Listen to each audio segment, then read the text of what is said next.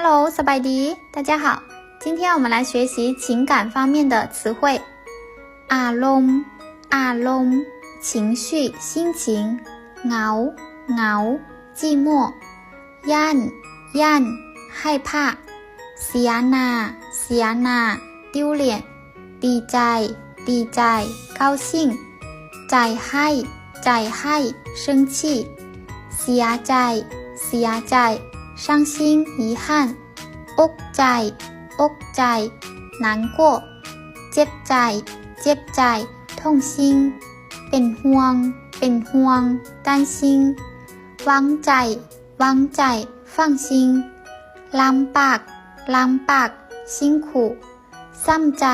ซ้ำใจ伤感โทษใจโทษใจ低落沮丧กินแหนงกินแหนง后悔หมดหวังหมดหวัง绝望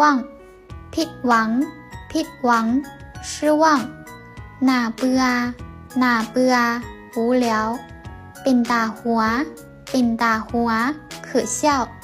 เป็นตาซางเป็นตาซาง可恨ตกใจตกใจ吃惊惊讶แข็งตึงแข็งตึง紧张ตึงเต้นตึงเต้น兴奋เบื่อหน่ายเบื่อหน่าย讨厌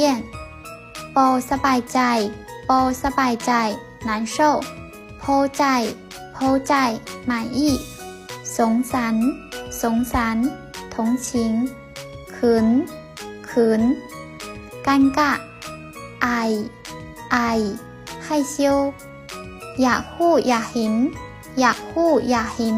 好奇